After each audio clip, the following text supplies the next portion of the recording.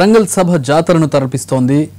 జిల్లాల నుంచి తరలి వస్తున్న నేతలు కార్యకర్తలు వరంగల్ సమీప గ్రామాల్లో మకాం వేశారు. చెట్లు రోడ్ల పక్కనే టెంట్లు వేసి మధ్యాహ్న భోజనం కోసం వంటలు వండుతున్నారు. దీనిపై మరిన్ని వివరాలు మా ప్రతినిధి చారి అందిస్తారు. వరంగల్లో టీఆర్ఎస్ నిర్వహిస్తున్నటువంటి భారీ బహిరంగ సభ జాతరను తలపిస్తుంది. తెలంగాణ సాంప్రదాయాల్లో జాతరకు వెళ్ళే వాళ్ళు ఎవరైనా ఎడ్ల బండ్లు అటు ట్రాక్టర్లను తీసుకొని ఊర్లో ఉన్నటువంటి వాళ్ళంతా కలిసిపోవడం సహజంగా ఇక్కడ ఉన్నటువంటి సాంప్రదాయం. దీంట్లో భాగంగానే ఇప్పుడు ప్రస్తుతం కామారెడ్డి జిల్లాకు సంబంధించి ఎల్లారెడ్డి నియోజకవర్గానికి సంబంధించి వచ్చినటువంటి కార్యకర్తలు వరంగల్కి సమీపంలో ఉన్నటువంటి గ్రామంలో సేద తీరుతున్నారు. ప్రస్తుతం మనం వరంగల్ సభకు వచ్చినటువంటి కామారెడ్డి జిల్లాకు సంబంధించినటువంటి కార్యకర్తలు చూస్తున్నాం. ఇక్కడ కార్యకర్తలు ఎలాంటి ఇబ్బంది పడకుండా ఉండేందుకు వంటల ఏర్పాట్లతో పాటు ఇక్కడ ఉన్నటువంటి ఏర్పాట్లన్నీ అందుబాటులో ఉన్నటువంటి ఏర్పాట్లన్నీ చేశారు.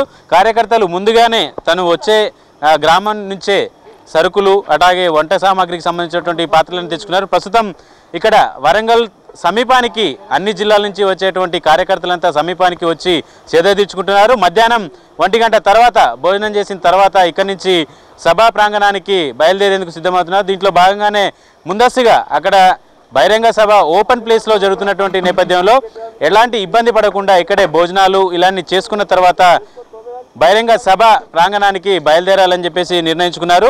1-2 గంటల మధ్యలో ఇక్కడి నుంచి కార్యకర్తలంతా సభా ప్రాంగణానికి చేరుకుంటారు. ప్రస్తుతం మన దగ్గర కొంతమంది కార్యకర్తలు కొంతమంది నాయకులు ఉన్నారు, వాళ్ళతో మాట్లాడదాం. సార్ చెప్పండి, మీరు ఎక్కడి నుంచి వచ్చారు, ఏంటి ఈరోజు వచ్చినటువంటి సభ ఎట్లా ఏం జరగబోతుంది, టీఆర్ఎస్ కావచ్చు కేసీఆర్ ఏం చెప్పబోతున్నారు అనుకుంటున్నారు? ఈరోజు ఎల్లారెడ్డి కాన్స్టిట్యున్సీ నుంచి మా ఎమ్మెల్యే రవీందర్ రెడ్డి ఆధ్వర్యంలో మేము ఇలా మా తాడవాయి మండలం నుంచి మేము 25 ట్రాక్టర్లు 10 బస్సులు తీసుకొని వరంగల్ సభకు తరలి వచ్చాము. ఈరోజు కేసీఆర్ గారు రైతుల కోసము 4,000 రూపాయలు ఎరువుల కోసం ఇస్తూ ఉన్నాడు. 4,000 ఖరీఫ్కు రబీకి కలిసి 8,000 రూపాయలు ఇస్తూ ఉన్నాడు. దానికి మా రైతులు ఎంతో సంతోషంగా ఉండి మేమస్తామని ట్రాక్టర్లలో తరలి వస్తూ ఉన్నారు. మేము చెప్తుంటేనే ఇట్లా జనాలకు తీసుకపోతేనే మేము ఖచ్చితంగా వస్తామని చెప్తా ఉన్నారు జనాలు. అందుకే ఇంత పెద్ద సభకు రావడం మా టీఆర్ఎస్ పార్టీకి గర్వకారణము. 4,000 పసుపు రైతుకు సరిపోతాయా ఎరువులకి? సరిపోగానే 4,000 ఇచ్చుడు ఇది చాలా రైతులకు చాలా సంతోషకరమైన విషయము. ఈ 8,000 ఇంతవరకు ఏ ముఖ్యమంత్రి ఏంది చంద్రశేఖరరావు గారికి అందరు రైతులు ధన్యవాదాలు తెలుపుతున్నారు. ఆల్రెడీ రైతులు ఇష్టానుసారమే రైతు రాజ్యం ఏర్పడుతుందనే ఇప్పుడు ఈ సభకు రైతులందరూ తరలి వస్తున్నారు. అంటే రైతులకు ఏం చేస్తారు అనేది ఇప్పటికే చెప్పేశాడు కేసీఆర్. ఈరోజు సభలో ఏం ఆశిస్తున్నారు పార్టీ నాయకులు కావచ్చు ప్రజలు కానీ? అంటే రైతులకు మేలు చేస్తుండని రైతులు ఆల్రెడీ వస్తున్నారు. అన్ని వర్గాల వారికి కూడా ఆల్రెడీ న్యాయం చేసిండ్రు.